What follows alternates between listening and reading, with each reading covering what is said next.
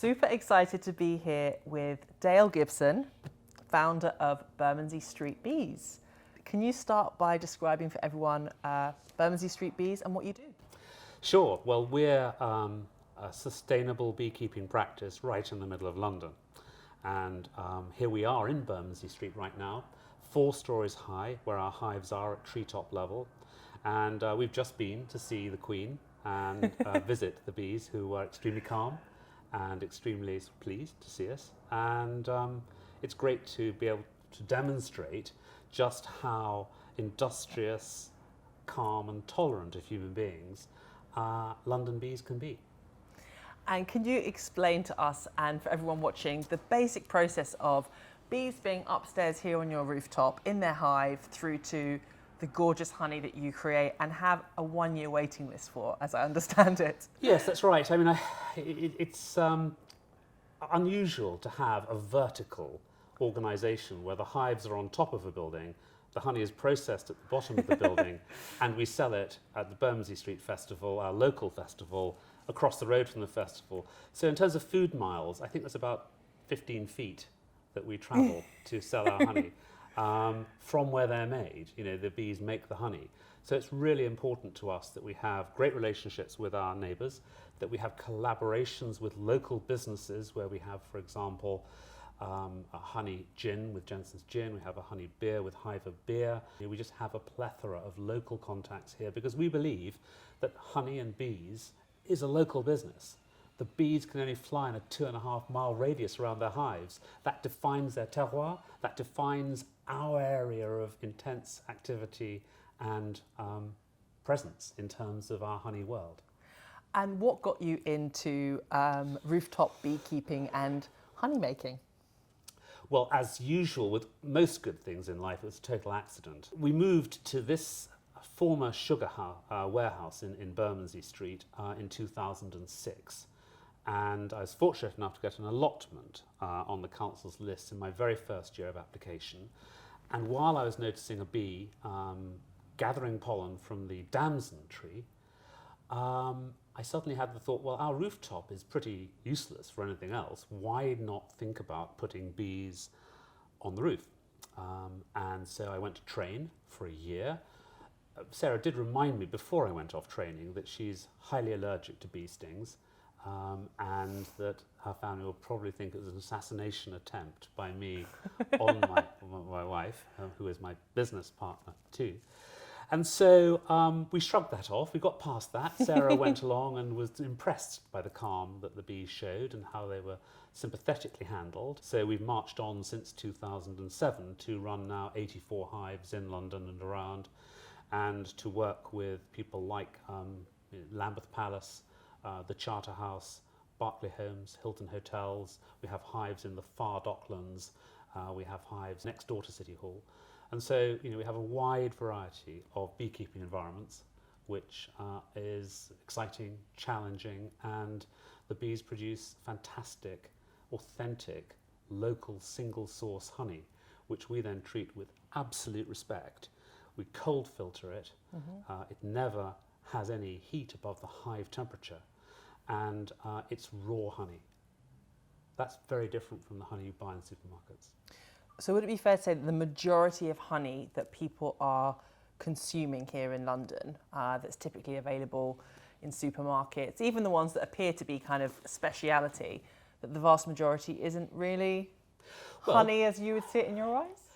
Okay, well, let's just sort of run through a few stats. First of all, only 14% of the honey consumed in the UK originates from the UK.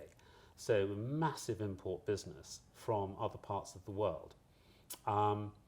The honey which comes in from other parts of the world is going to be blended, it's going to be thoroughly industrialised, and that means a high degree of heat treatment, a very rigorous filtration, which removes the pollens and other essential nutrients. The heat process kills the enzymes, and you're reduced, when you've been through that process, to effectively a honey syrup, which is a sugar syrup. A sugar syrup, essentially. How do I know, if I'm in London, other than coming to you, of course, and buying the Bermondsey Street honey, which I'm very inclined to do, how do I know, as a discerning consumer, that what I'm buying is genuinely as you said, the sort of raw, unprocessed honey that still has all the nutrients in it. Yeah, I mean, honey is a whole food, and if you break it, you can turn a characterful honey into an anonymous honey syrup.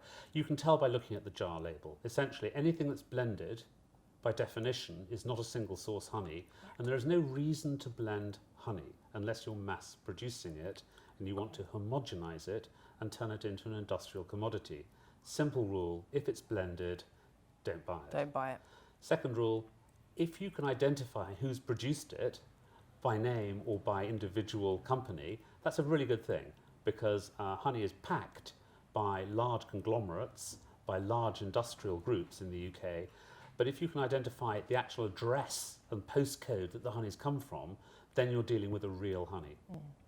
Amazing. And we have your lovely dog joining us suddenly. Yes, well, Midge obviously is a Bermondsey bee dog. It's a very rare breed, and she has all the characteristics that bees don't have. I mean, she can't fly, she's got a very long snout, and she's actually sort of always around. And perfectly blends in with the sofa. Yeah, she's highly adaptive. What makes honeybees in your eyes, and bees in general, just so special? I think we have a fascination with them, actually, in many ways.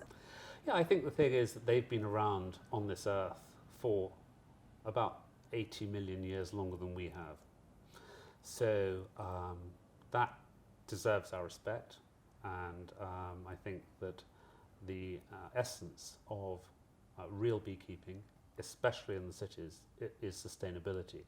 And that issue comes down to the provision of adequate food resources, forage, for the bees. What can we learn from bees? As you say, they've been around a lot longer than we have.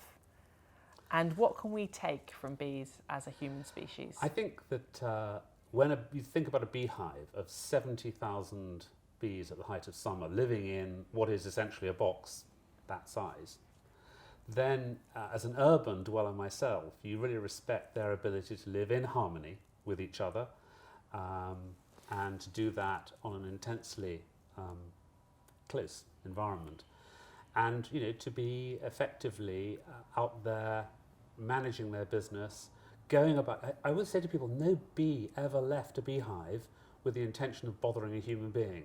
That doesn't work for bees. Bees only leave beehives to get something that the colony needs and bring it back, whether it's water, pollen, the protein that bees eat, nectar, the carbohydrate that bees need. Those are our two major food groups.